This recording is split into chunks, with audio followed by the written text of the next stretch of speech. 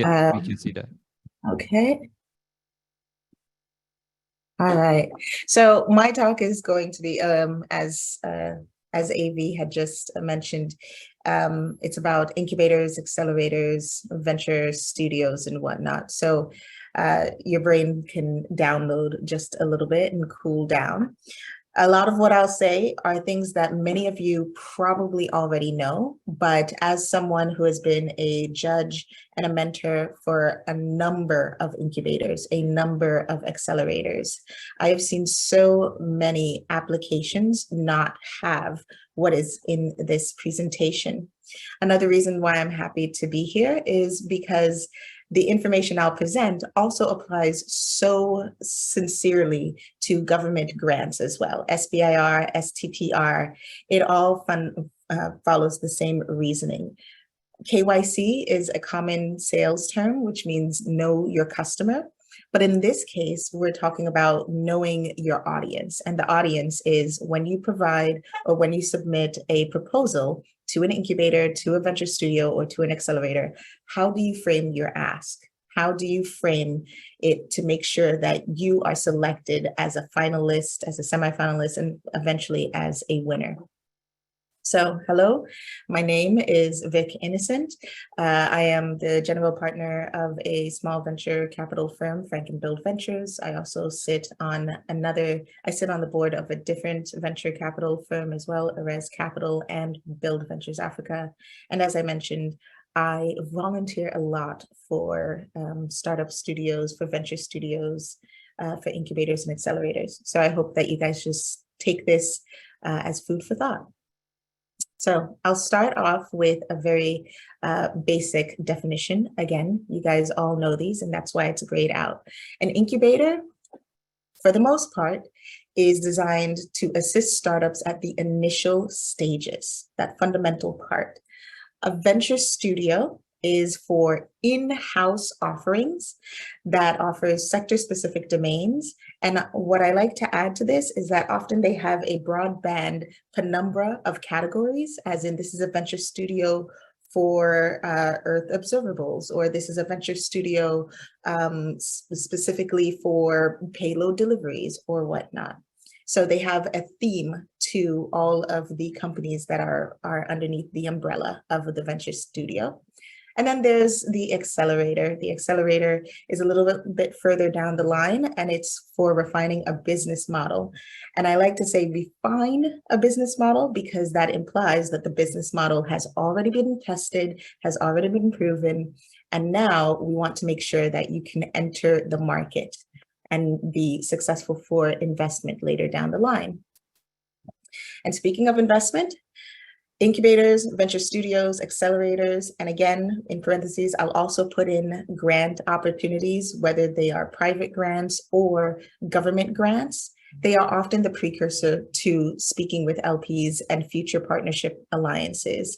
So making sure that you get into these programs, making sure that you get selected for these, prestigious grants, that shapes a lot of how future conversations with LPs and partnerships can go. So that was the basic definition, but now I'd like to actually focus on how you should be viewing an incubator, a venture studio, or an accelerator. It's not always about the textbook definition. So here I go with incubator.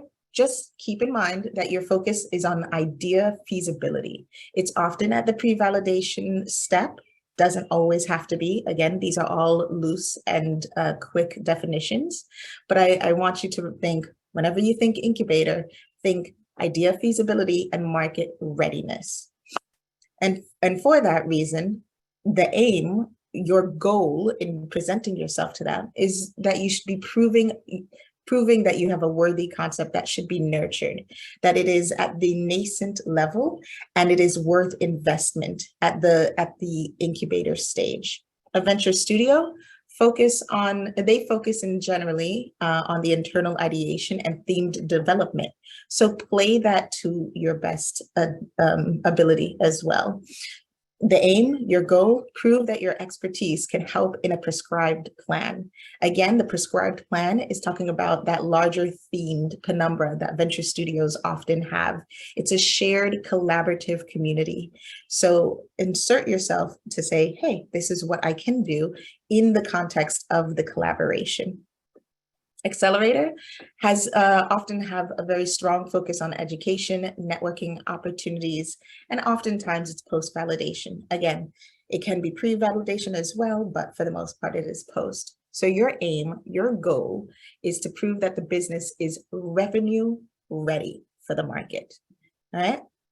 And then that brings us to, okay, if I know what my goal is, how do I ask?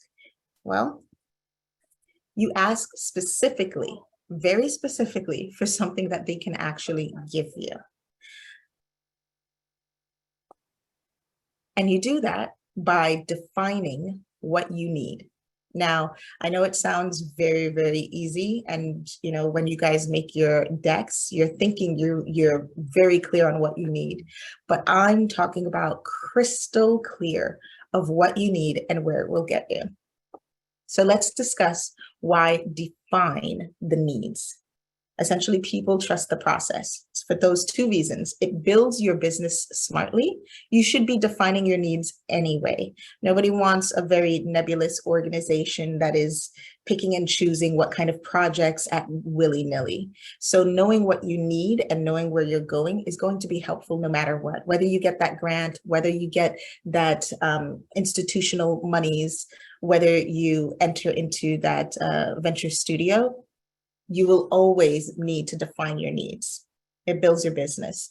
But also, on top of that, it really very much builds stakeholder buy-in. By that, I mean, the value is in your ability to preemptively answer questions of your future key stakeholders. What do I mean by that? If you come up with an idea, or rather when you, because many of you are already entrepreneurs, that's why you're in this panel series today.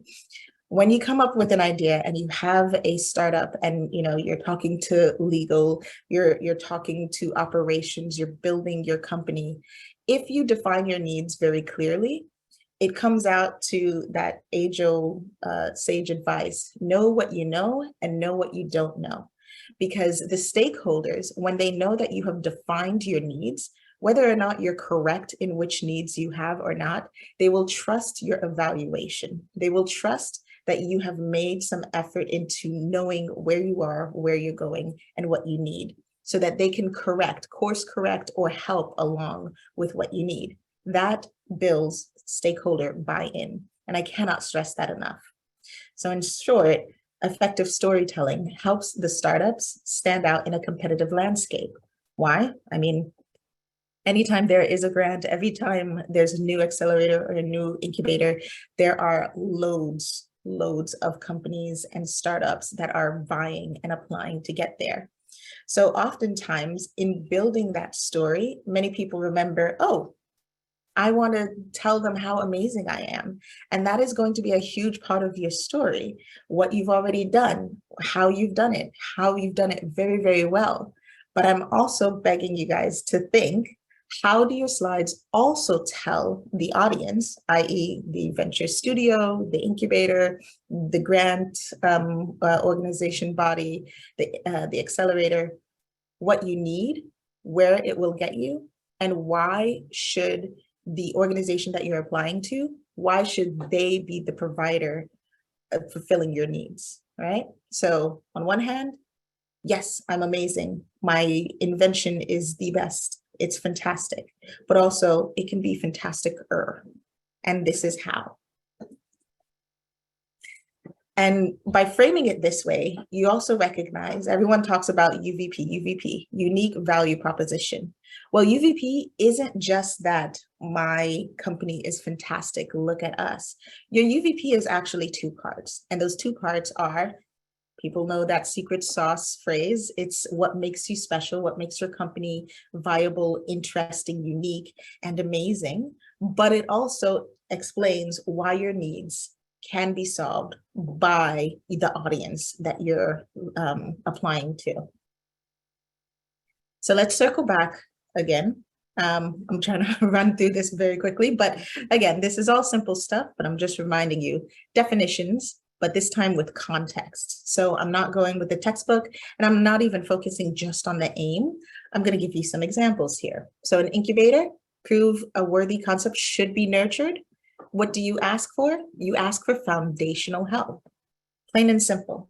Now, again, not all incubators are the same. Not all venture studios are the same. Venture studios are also called venture builders, or sometimes they're called company builders, depending on which region of the United States you're in.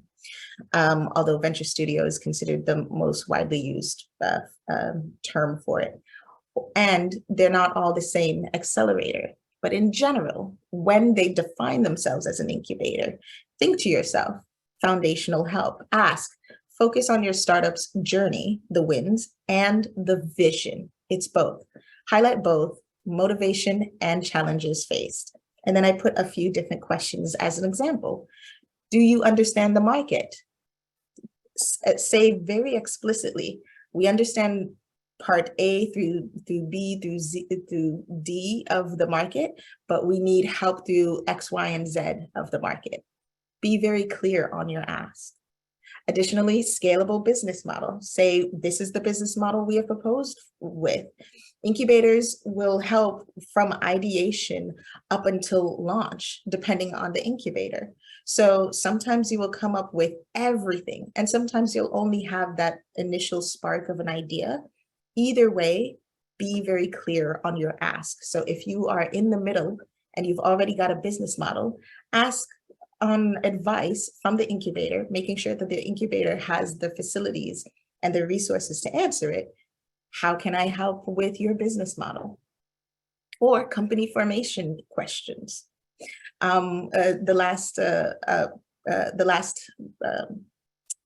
speaker actually even mentioned, a lot of legal advice. Incubators are a fantastic scenario where small and medium businesses that are right on their journey will be asking for not only incorporation, but certain questions like, hey, I'm a payload company. Where can I export, or who can I share my data with? And you know what? An incubator would match you up with the last speaker. So for a venture studio, the aim, prove that your expertise can grow in a prescribed plan. And what does that mean? Remember, venture studios often are built with a theme behind all of the companies that are gathered together. Some people call them departments, units, sectors, doesn't matter. It's always a theme. So you ask to support via collaboration, because in essence, venture studios, incubators, and accelerators are still thinking of your company as a collaborator. So think alongside with them. How? You can showcase how your startup's innovation complements the studio's resources and plugs a gap in their strategic plan. What I mean by that is, if we're dealing, and I'll give you some example, if we're dealing with a venture studio that has 2 or 3 themes, you can fit your company into one of those themes and say, hey, I've noticed the other companies from cohort X, from cohort 11, from cohort 12, they all touch a little bit upon what I do, but I have it all in one place, all together. That allows the venture studio to realize this is great in-house expertise that falls under our penumbra. It's a full strategic plan that you are helping with, right? Highlight your team's capabilities and the need for collaboration. It's a two-way street. Not only are you fulfilling a role for them, but they will be fulfilling a role for you, because your company will need collaboration and outside help. For the accelerator, you're asking to facilitate entry. Entry to the market, entry to investors. Either one, it is facilitation of entry. The assumption is that your company is already ready. Remember, revenue ready. So now you need to actually walk through the door. So how do you do it? You showcase the progress you've made. You showcase the vision of the future. And then you are explicit on highlighting how that accelerator in particular, or again, how that government grant or how that institutional injection very specifically can remove a specific barrier for you. highlight and communicate the value in where that grant can take the company and access, or as an example, access to networking or LPs. So again, how is that accelerator removing a barrier, and to what end? What will happen after you do that? So we come a circle around unique value proposition. Again, unlike how many people think of unique value proposition is just your secret sauce, it is still two parts, but those two parts come like this: storytelling of accomplishments and milestones met. People are very familiar with that one. Storytelling of future goals. That first part, that first clause of the sentence, people are still familiar with the storytelling of future goals. But now I'm adding the second clause of it. You must storytell your future goals by way of overcoming your needs. What is stopping you? What is the impediment? How does the grant, how does the accelerator, how does the whomever help you get over that need? And you should take care on how your startup is presented. How your startup presented, that means essentially how are you literally presenting your startup? Are you presenting it as a very prescribed, I'm a pre-seed, I'm a seed, I'm a series A? Those terms very much box you in. And when you get boxed in, the audience, whether it's the incubator, the accelerator, they gloss over. They understand what you're saying by saying pre-seed, that positions you essentially in a timeline of where your company is at, but it doesn't help you if you repeat it over and over and over again. What I would say instead is actually focus it on the needs of your company. Instead of just saying, oh, I'm pre-seed, make sure you itemize, like, I am at the idea stage. I am looking for market research. I am looking for feedback. Or if you're going to an accelerator, I am at the growth stage and I'm specifically looking for help within product market fit, or I am specifically looking for help within scaling. No, this is what I mean. Less so on the idea of, I am entering and I hope to IPO at Series B. That's all well and good, but an incubator, an accelerator, a venture studio, a government body that is giving a grant, all of those, it doesn't mean anything unless they understand how they can help. So here is a slide saying the view from the inside. I'm essentially saying, how do you ask yourself some of these questions? You assess yourself as a potential collaborator. And these are just some basic beginner or seed questions that I want you to start thinking of. Anytime you apply to a grant, anytime you apply to an accelerator, think, have I validated the market? Is my company properly registered? Am I generating revenue? These are all just seedling questions so that you can figure out the 3 or 4 very straightforward questions that you can either put in a slide or vocalize. Many times the incubators and accelerators will have a video component to the application process. We want to hear that ask, and we want to make sure that ask is something within our realm.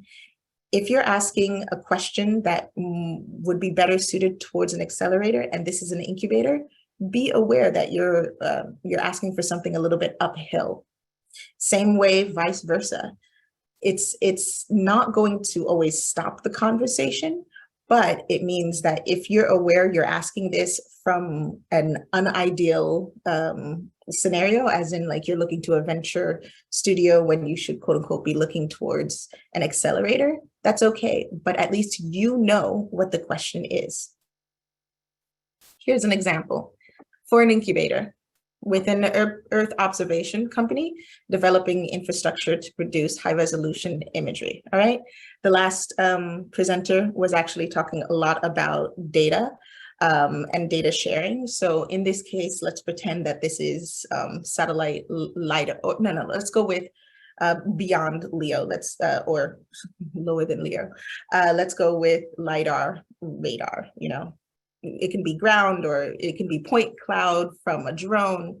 Either way, if you're getting point cloud data, there's a lot of data that you will be using.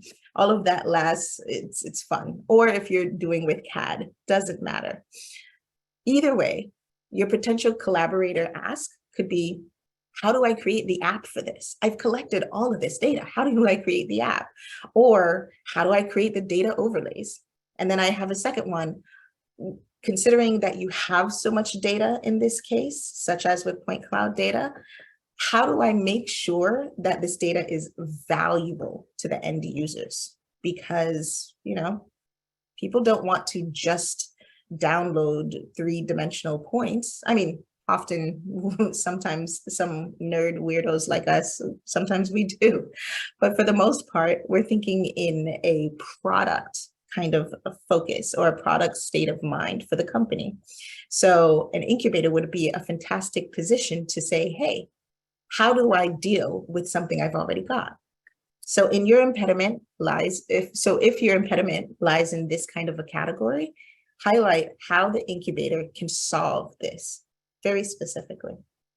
And I have the wheel of just reminding you of some of the basic categories that you could talk about: identifying your market, defining your solution, developing a value proposition, such as this example. An example that can be applied to the venture studio. Well, let's say that you're a company that is space mining venture builder program, and you're exploring the potential for extracted resources from the moon, all right? So that is the venture studio motto, or that's the venture studio theme. Then you might be a company that is specifically built on providing services for 3D printing. Do you see how that fits underneath the needs of the larger penumbra of the theme of what the venture studio is collecting startups for? Not collecting, but assembling startups for. It's a collaborative environment for a greater mission. So in this case, it's back and forth. You are collaborating with partners and you want to provide a service and some value added to the venture studio by being one of those cohort members. So as that 3D printer company, you could be thinking, hey, I have collaborations with, with another company that's only in transferring design sketches to CAD or AutoCAD. And I also already have access to funding, but I noticed that in your venture studio, I don't have direct access to other companies that are manufacturing equipment, or I don't have direct access to raw materials and supplies. So by joining your venture studio, I am bringing my company as 3D printing. I'm bringing the MOUs with me between the other companies that I've already affiliated a collaboration with in design sketches and funding. But I will now also need that collaborative nature in the companies already part of your studio for manufacturing equipment or technical expertise. Another example for an accelerator, and I will try to be a little fast.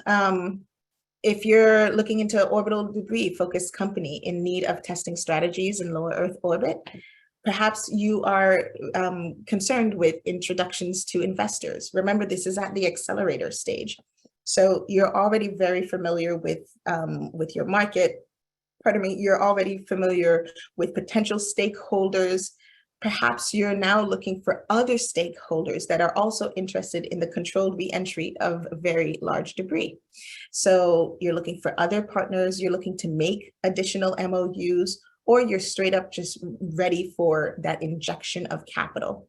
However, when I say that injection of capital, please remember, especially at an accelerator, an incubator, oftentimes they do come with money and they do come with introductions to LPs. But when you're asking for that capital, it's okay to say, I need X amount of money. We're fine with that. However, understand that capital is not just to hire people and grow. That is far too vague. That doesn't tell the accelerator, that doesn't tell the government operator, that doesn't tell the institutional body what that money really will be doing. It just says, I need another hand. For what? For how? And think strategically. It's not just, to create a new robotic arm, to insert different kinds of pneumatics in it. It's really, you should be framing it as specifically to strategically move past a proof of concept stage, as an example, and then to scale to manufacturing levels of production. When it's framed that way, then the accelerator understands that you know the bigger picture of what this money can do. It's not just having another person on your website. It's not just having a new functionality to your product. It's also about how it's moving the company along, quite generally. So think also in other categories, such as industry events, marketing. You may need help in marketing. You may need help in outsourcing or partnering. So convey your value proposition and your potential. That's the crux of what I'm talking about. Through a chosen lens framed around accomplishments, remember, and needs. Again, this is a very simple talk, but I just want to drive it home. Accomplishments and needs make your unique value proposition. It's not just all of the cool stuff you've done, and it's not just the cool stuff you want to do in the future. That's the first clause. It's also the things that are stopping you and how that help from either an incubator, a venture capital like me later down the line, how an incubator, a venture studio, an accelerator, a US grant, so on and so forth, can help you get past that impediment. So an incubator, in general, think about asking for foundational help. Venture studio, in general, ask to support via collaboration. An accelerator, in general, ask to facilitate that entry because, again, it builds your business smartly. Even if you get none of the money from anyone, even if you get none of the connections, defining your needs will still help you build your business smartly. But also, in figuring out that ask, figuring out how to ask, it builds a lot of stakeholder buy-in as well. The value is in your ability to preemptively answer questions of your future stakeholders, and submitting a proposal to the website of an incubator or an accelerator. It's one way, it's a ray, it's not even a vector, it's a one-way direction.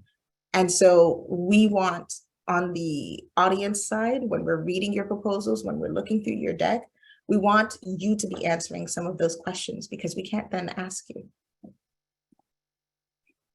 So again, I just want to remind you, when you ask as well, ask for something that your audience can actually give you. Thank you. Short, sweet. I hope it's not too over time. And so I will also, okay, here's the chat. Look for questions. Yeah, thank you so much for the presentation. And maybe we can get one or two questions. We are over time. Do we have any questions? Sure. Let's look at the Q&A very quick. Oh, those were questions from before. Okay, I have investors reaching out on LinkedIn from countries like India, Singapore. Should I ignore those meetings?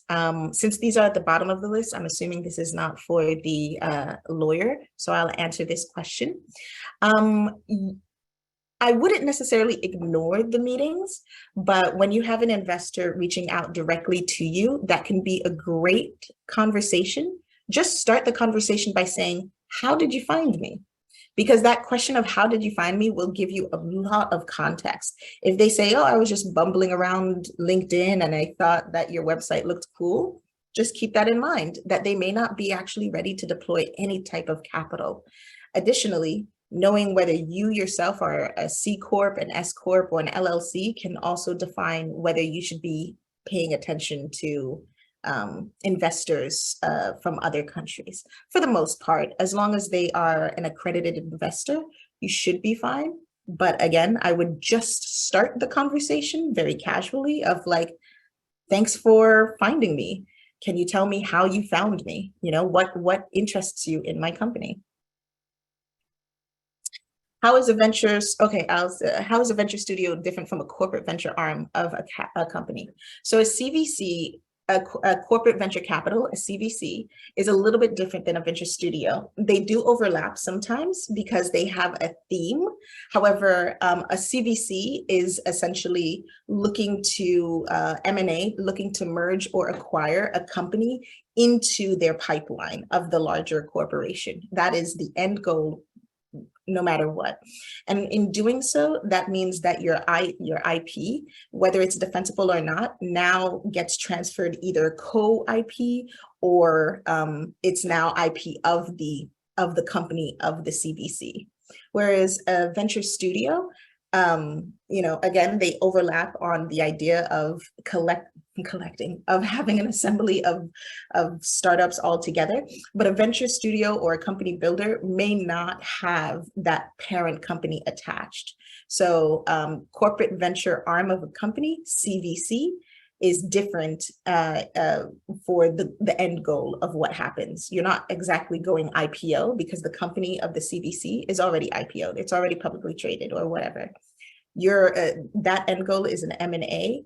And then you have to think also about, where your IP, if it becomes co-owned by the company or properly owned by them, or so on and so forth. Whereas a venture studio is a collaborative environment between a lot of companies sorted out for one theme. Oh, and the other one's about FAA license for our payload. So I don't think that one's for me. Yeah,